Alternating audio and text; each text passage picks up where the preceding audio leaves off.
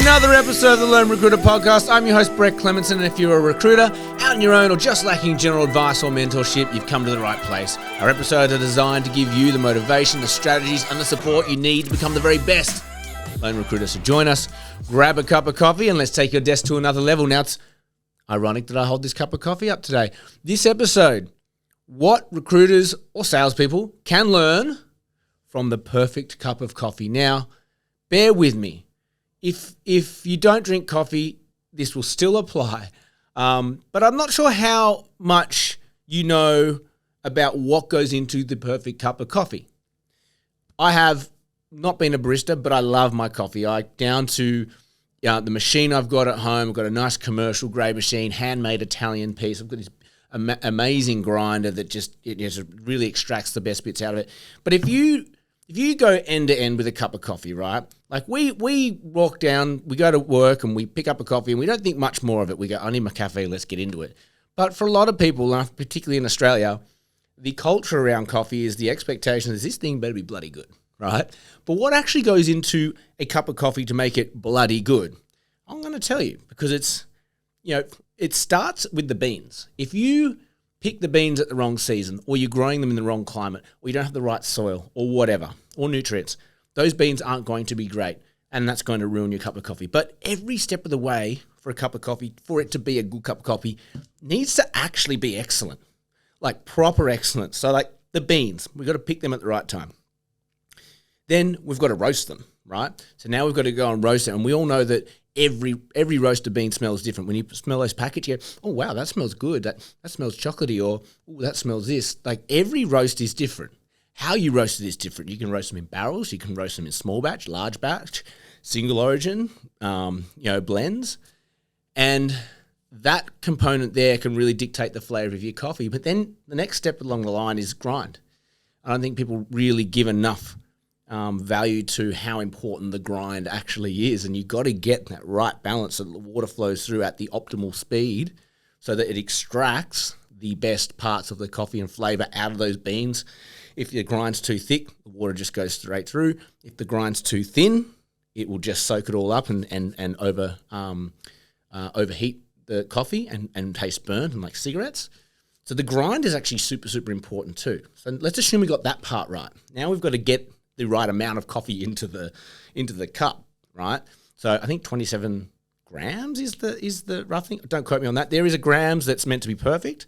I do mine by sight and feel, but if you want to be perfect, like the guys down the road here who do a beautiful Coffee Brothers, they weigh every grind. Then they have this little machine that evenly distributes the coffee so that when they tamp it down and they push those coffee beans in, it's an even distribution so that the water can flow through perfectly, right? So again, you stuff any of these parts up, the flavor of our coffee is going to be affected. Now we've got to put this thing in and extract the coffee, right? So if you've got water that's too hot, you're going to burn it. If you've got water that's too cold, it's not going to extract it quick enough for the time that you're purging. And you're not going to get the right flavor or balance of coffee coming through. Now assume we've done all of those steps right. We've got to enter the milk. What is the quality of milk? Is it fresh? Is it milk? Is it soy milk? What sort of soy milk is it? Does it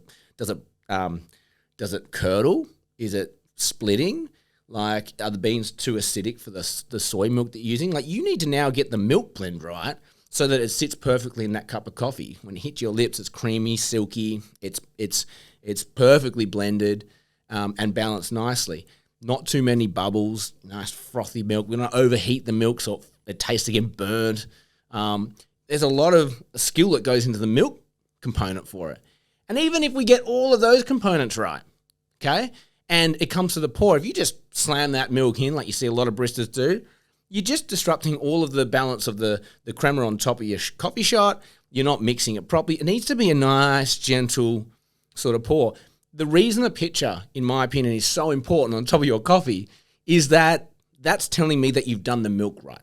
If you can get a nice flour in the top of your coffee, or a pitcher if you've got a nice artist barista, that tells me that that the milk's done right, the coffee's done right, and it's all kind of humming together. It's when you see, like, you open your cup up and there's bubbles, popped bubbles, and it looks a bit chatty on top. Something's gone wrong with that coffee. Either the beans are too acidic, either you didn't get enough crema, you got too much, maybe you overheated the milk, maybe you've over-frothed the milk. But when you look at that cup of coffee and it looks good, generally it is good because all of those components, all of those steps of the way have come to produce the perfect cup of coffee. Now, why the hell am I talking about coffee today?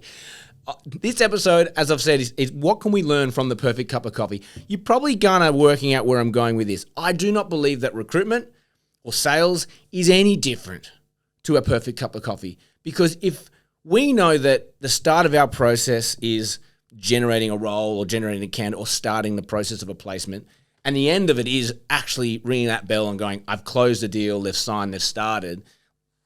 End to end, there are so many components that go towards getting that important bit of information that you need that's going to make a massive difference when the offer comes out or when it's time to close. We've all been there. You get my drift. Every part of recruitment is liking a perfect cup of coffee.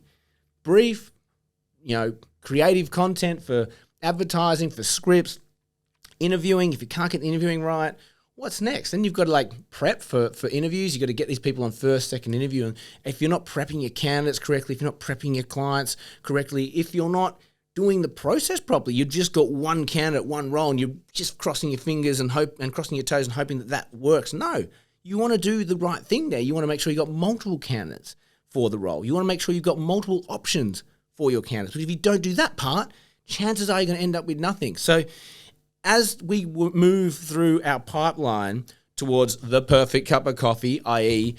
making a placement, we need to think of every step as pieces to a whole. And if we don't get this bit right, we're less of a chance to make a deal or a great cup of coffee at the end of the process. And think of it as diminishing returns. Every time you cut a corner, every time you think, oh, it'll be right, or hit and hope, whatever, you're just creating a shitty cup of coffee. Remember that. Okay? Every time you want to go and cut a corner, every time you want to not do a step, oh, I didn't prep a candidate, oh, I didn't pre-close, I just gave them the offer, oh, I didn't reference properly, or I didn't use the reference to sell back in. Whatever it is in your pipeline, all the important steps that you deem is the end-to-end for a deal, clearly you think they're all important. Make sure you freaking nail every single step.